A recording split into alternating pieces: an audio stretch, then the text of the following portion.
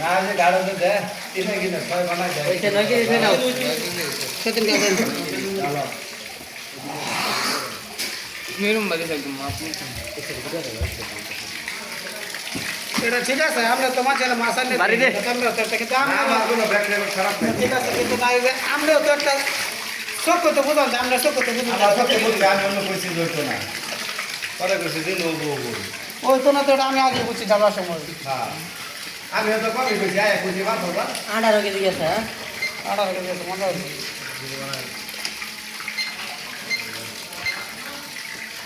বুঝেছো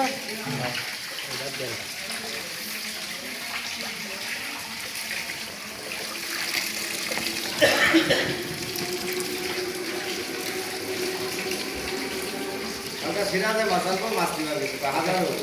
পরে সিরাজ আমি মেটটা লিখছি আই